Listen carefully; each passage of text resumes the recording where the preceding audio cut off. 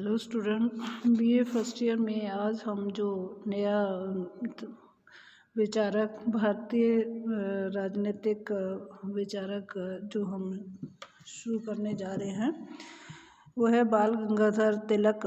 इसके जो विचार रहे बाल गंगाधर तिलक के राजनीतिक रूप से, उन पे आज चर्चा करेंगे। कई दिनों से मैंने आपको इसके बाल गंगाधर तिलक के बारे में प्रारंभिक राजनीतिक जीवन के बारे में मैंने आपको नोट्स दिए थे। आज हम इनके राजनीतिक विचार जो रहे, जो इनका राजनीतिक चिंतन रहा राजनीतिक रूप से, इस पे आज चर्चा करेंगे। आधुनिक भारत में राष्ट्रवादी आंदोलन में जो स्वतंत्रता आंदोलन था, इसमें तिलक का एक प्रमुख नेता थे। भारतीय राष्ट्रीय कांग्रेस इसकी स्थापना के समय से ही उदारवादियों का प्रभुत्व रहा। उदारवादी नेता अपने इस पवित्र स्वतंत्रता प्राप्ति के उद्देश्य को प्राप्त करने के लिए साधन जो थे उन पे भी शांतिपूर्ण तरीके से अपने इस उद्देश्य स्वतंत्रता के प्राप्त करने के उद्देश्य को प्राप्त करना चाहते थे कि शांतिपूर्ण तरीके से हमें वार्ता समझौते प्रस्ताव देकर ही अपने उद्देश्य तक पहुंचना है।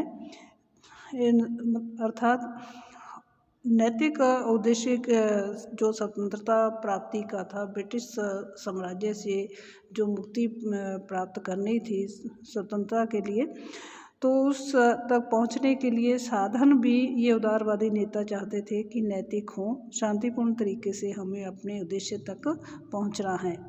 लेकिन इस राष्ट्रवादी आंदोलन में जो दूसरी विचारधारा थी वो थी कि हमें इस साधनों से हमें हमारा जो उद्देश्य है वो प्राप्त नहीं होगा। उन्होंने एक अपने ऐसे मान सम्मान को प्राप्त करने, अपने अधिकार को प्राप्त करने के लिए संघर्ष का रास्ता जो अपनाया, तो इसमें जिससे कि आंदोलन जो है दो भागों में बंट गया। राष्ट्रवादी जो आंदोलन था स्वतंत्रता प्राप्ति का, इसमें एक क्रांतिकारी जो विचारधारा जिसका नेतृत्व जो है लाला लाजपत राय और बिपिन चंद्र पाल और बाल गंगाधर तिलक, इन तीन नेताओं ने जो है चेतना जो है लोगों में जागृत की कि इन नेताओं के सामूहिक प्रयत्नों से राष्ट्रवादी आंदोलन को एक अखिल भारतीय स्वरूप प्राप्त हुआ। कांग्रेस में राष्ट्रवादियों की यह जो त्रिमूर्ति थी लाल बाल पाल नाम से प्रसिद्ध हुई। इस त्रिमूर्ति में तिलक सबसे प्रमुख थे। तिलक ने राष्ट्रीय आंदोलन में एक नई चेतना का संचार किया और राजनीतिक जीवन को बुद्धिजीवियों की वाणी की अपेक्षा जनमानस के स्वाभिमान और राष्ट्र गौरव की अनुभूति का प्रायोरिटी बना दिया।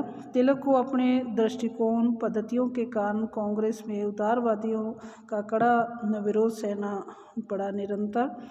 उनके विरोधी भी उनको देशभक्ति, मातृभूमि की सेवा के लालसा तथा देश सेवा के लिए बलिदान और त्याग करने के लिए तत्परता आदि के गुणों के भी प्रशंसक थे। तिलक भारत के प्रथम ऐसे नेता थे जिन्होंने राजनीतिक आंदोलन के लिए कई बार जेल भी गए और उनका जीवन जो था वो बहुत ही त्याग, तपस्या और बलिदान से परिपूर्ण था। तिलक ने जो के व्यक्तित्व पर जो विचार, संस्कार और पारिवारिक वातावरण, भारतीय पाश्चात्य दर्शन का गहन अध्ययन के कारण वे अपने युग के प्रेरणादायक महापुरुष रहे। उनकी जो चरित्र की दृढ़ता सी, जो देशभक्ति और आदर्श के लिए उन्होंने कष्ट सहने की जो तत्परता तिलक को संस्कारों से मिली थी। तिलक महाराष्ट्र के उस विख्यात चित्पावन समुदाय में हुए थे जिसमें निष्ठावान और सार्वजनिक जीवन के प्रति समर्पित लोगों की स्थापित परंपरा थी। तिलक शिवाजी जैसे ऐतिहासिक चरित्रों की गौरव गाथा से अत्यधिक प्रभावित थे। उन्होंने स्वाभिमान और स्वतंत्रता की रक्षा के लिए अनेक कष्ट सहे। संगठन क्षमता, साहस और संकल्प का उदाहरण जो है तिलक ने प्रस्तुत किया। देश को विदेशी शासन से मुक्त कराने के लिए कष्ट सहने की जो तत्परता, विदेशी शासन के विरुद्ध जनता को संगठित करने की आवश्यकता की जो अनुभूति तथा त्याग, तिलक के व्यक्तित्व पर शिवाजी जैसे चरित्रों के प्रभाव जो है स्पष्ट देखने को मिलता है। तिलक के विचारों पर भारतीय संस्कृति और दर्शन से निर्धारित विचार जो है प्रभावित हुए थे। भारतीय दर्शन की मूल आस्था और आत्मा की शाश्वत को तिलक ने अपने जीवन में ढाल लिया था।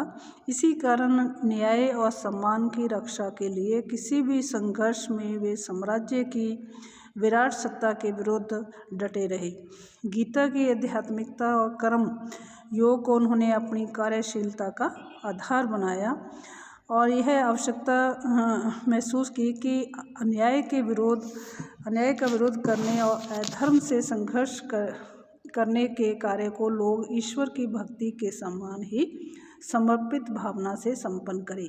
आत्मा की अमरता के गीता के संदेश से प्रेरित हो वे विचार और कर्म दोनों स्तरों पर यह प्रतिपादित करने के लिए प्रेरित हुए कि देश सेवा के यज्ञ में व्यक्ति अपने प्राणों को भी दे दे तो कोई हानि नहीं होगी, क्योंकि इससे शरीर का अंत होगा लेकिन आत्मा का नहीं होगा। गीता के एक कर्म के संदेश से वे प्रेरित थे।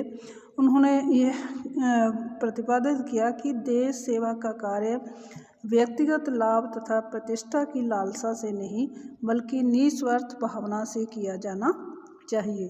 गीता के संदेश ने कि धर्म पर धर्म की विजय अवश्य होती है, उनमें ये दृढ़ आत्मविश्वास का संचार किया कि ब्रिटिश साम्राज्य की दमनकारी नीतियों के विरुद्ध जनता के स्वाभिमान और स्वतंत्रता की रक्षा की विजय जो है सुनिश्चित है, भले ही इसको प्राप्त करने का जो मार्ग है बहुत लंबा और कष्टकारी है। सत्य की विजय के प्रति शाश्वत होते हुए वे यह घोषित किया कि स्वराज्य भारतीय जनता का जन्मसिद्ध अधिकार है, वह इसे प्राप्त करके लेंगे। आम जनता में तिलक ने ये नारा दिया कि स्वराज्य हमारा जन्मसिद्ध अधिकार है, जिसे हम लेकर ही रहेंगे। ये एक जोश जनता में भरने के लिए तिलक ने ये जो नारा दिया, जिससे कि जो आंदोलन था वो एक व्यापक रूप से प्रभावी रूप से जन आंदोलन बना। भारतीय दर्शन और इतिहास और चिंतन में उनकी आस्था ने उन्हें स्वराज्य की जो भारतीय कल्पना की ओर प्रेरित किया। उन्होंने भारत के गौरव अतीत को भारत की राष्ट्रीय चेतना का मूल बनाने का आह्वान किया। तो तिलक ने इस अपने उद्देश्य को प्राप्त करने के लिए जो उनका चिंतन विभिन्न क्षेत्रों में रहा, उस चिंतन पर उनके जो विचार थे, जिन विचारों के माध्यम से वो लोगों को जागरूक करते थे, आंदोलन को जन आंदोलन बनाते थे, इस संबंध में सबसे पहले तिलक का जो राजनीतिक चिंतन रहा, उसमें उन्होंने कोई सिद्धांत या कोई विचारधारा ऐसे सिद्धांत पे व्याख्या नहीं की है राज्य के संबंध में या राजनीति के संबंध में।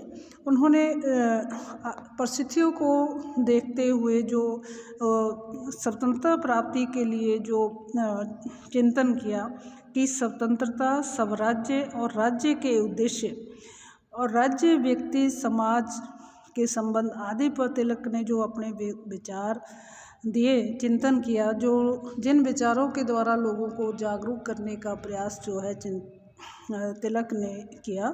सबसे पहले उनका जो चिंतन राजनीतिक रूप से था लोगों की जागृति के लिए, वो था व्यक्ति की स्वतंत्रता।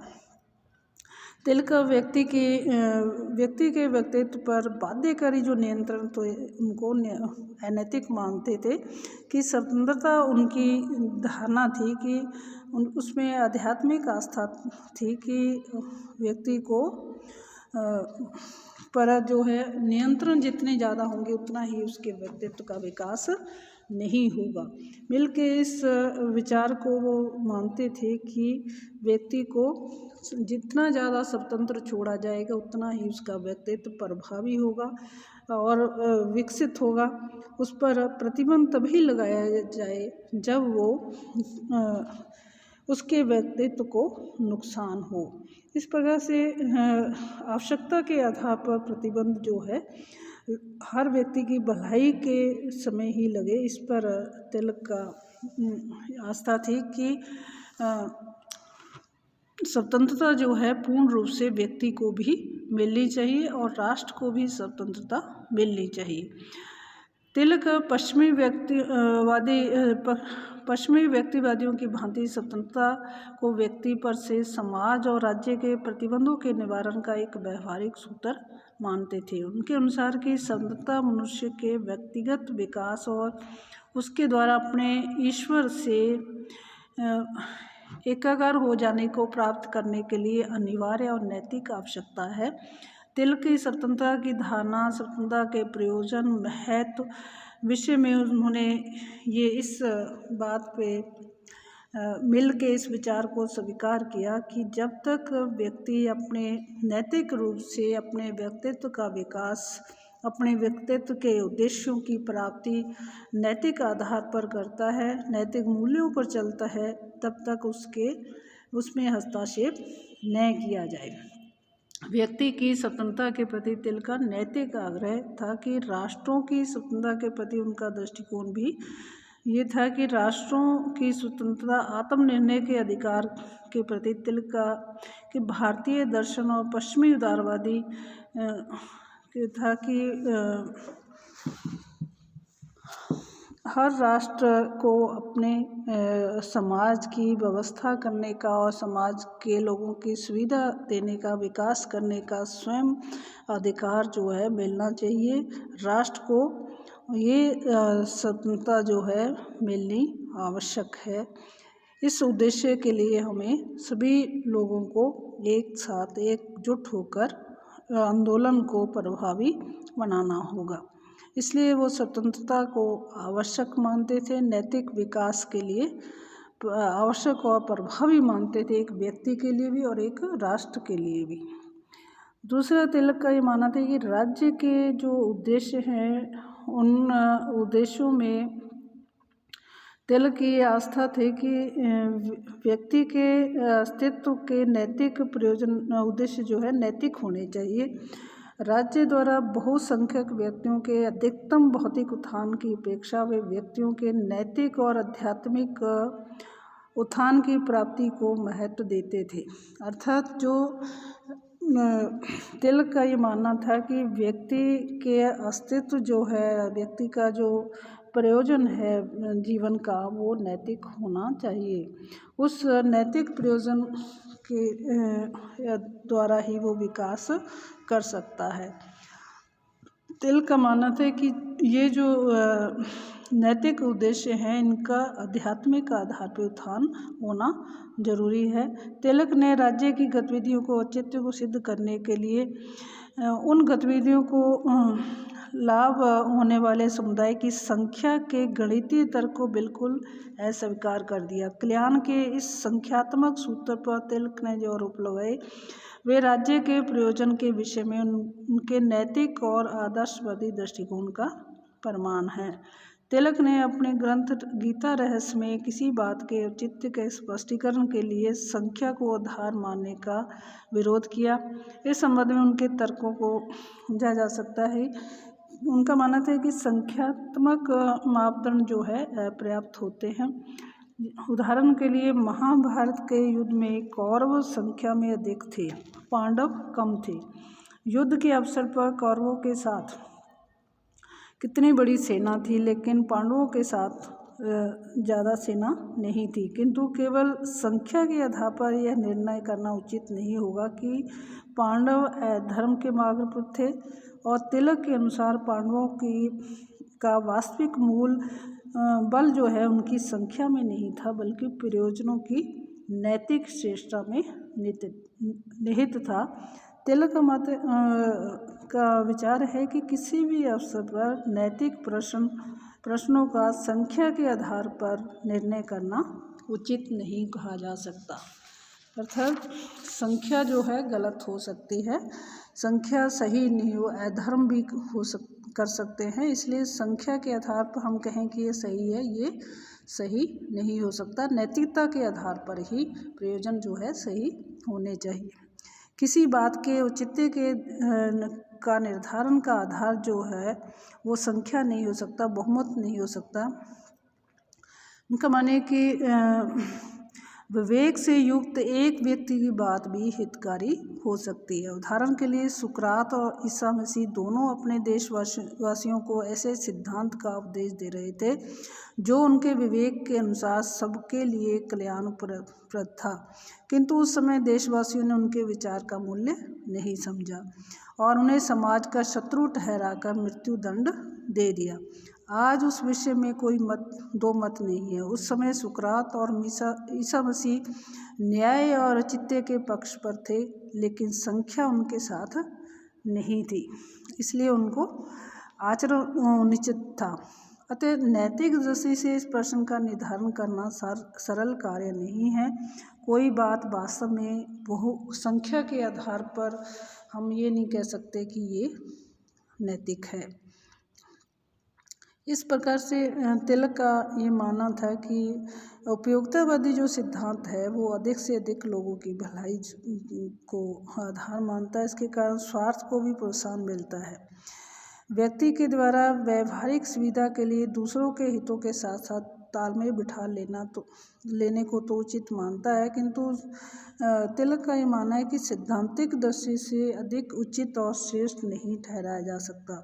तिलक के अनुसार व्यक्ति अपने कुछ सुखों को सुरक्षित करने के लिए यदि दूसरों के साथ उन सुखों का वितरण कर ले तो यह सबके कल्याण के प्रति उसके नैतिक संवेदना का नहीं बल्कि अपने सुखों की सुनिश्चितता के प्रति वह कार्य साधक व्यवहारिकता का उदाहरण है।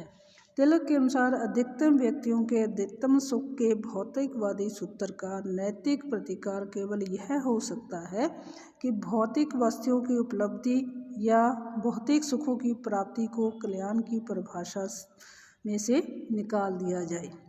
ऐसे सुखों की कल्पना की जाए तो व्यक्तियों को शुद्ध विवेक या शुद्ध मन की अवस्थाओं से प्राप्त हो। तिलक का दृढ़ विश्वास था कि यदि मनुष्य ऐसे सुखों की प्राप्ति के प्रति समर्पित हो जाए तो सबके हितों और एक व्यक्ति के हितों में कोई टकराव रहेगा ही नहीं। तिलक इस बात को दृढ़ता से व्यक्त किया कि भौतिक सुखों की एक निम्न स्तर अवस्था है। समुदाय के बड़े हिस्से के लिए भौतिक सुख सुनिश्चित करने की अपेक्षा जनता के नैतिक कल्याण के प्रति समर्पण अधिक उपयोगी होगा। राज्य के प्रयोजन और मनुष्य के कल्याण के प्रति तिलक के नैतिक और आध्यात्मिक आग्रह का ही परिणाम था कि उन्होंने ब्रिटिश सरकार के माध्यम से भारत में जनता के जो तात्कालिक आर्थिक हितों की पूर्ति के लिए किए जाने के सुधारवादी आग्रहों से प्रभावित नहीं हुए। उनका स्पष्ट उत्तर था कि ब्रिटिश सरकार से दया के रूप में भारतीय जनता की भौतिक और आर्थिक उन्नति के लिए प्राप्त किए गए सुधार जनता के नैतिक कल्याण के मार्ग सहायक नहीं होंगे। उनका मत है कि विदेशी शासकों द्वारा शोषित और पद दलित होने का भारतीय जनता पर नैतिक दुष्परिणाम इतना गंभीर था कि उसकी तुलना में जनता के भौतिक हितों को लक्ष्य करके किए गए सुधार के उपाय बहुत ही निम्न स्तर की उपलब्धि थी। इस प्रकार से तिलक का मानना था कि भौतिक सुखों के आधार पर हम नैतिक जो हित हैं लोगों के वो प्राप्त आधार नहीं मान सकते हैं। इसलिए जो कि हित हैं वो नैतिक होने चाहिए। इस प्रकार से तिलक ने अपने विचार जो है ये स्पष्ट किए कि साधन जो है नैतिकता जो है वो संख्या के आधार पर न होकर के उसका नैतिक आधार होना चाहिए, जिससे कि वो उसका प्रभाव अच्छा हो। इसी आधार पे उनका ये मानना था कि स्वतंत्रता जब तक व्यक्ति को, समाज को, राष्ट्र को नहीं मिलेगी तब तक हम ये अपने विचार जो हैं लोगों की जन चेतना में नहीं ला सकते हैं। इसलिए स्वराज्य की प्राप्ति आवश्यक है। इसलिए उन्होंने नारा दिया था कि स्वराज्य हमारा जन्मसिद्ध अधिकार है जिसे हम लेकर रहेंगे। ये नारा जो है तिलक का लोगों में जोश भरने में, एकजुट करने में और उनको प्रेरित करने में एक बहुत ही प्रभावशाली आधार रहा। अब इसके साथ ही आज का ये चिंतन जो है यहीं ख़त्म करते हैं। कल तिलक के जो स्वराज्य के संबंध में विचार थे, आगे अगली टर्न पे इस पे चर्चा करेंगे। इसी के साथ ये टॉपिक यहीं ख़त्म होता है। धन्यवाद।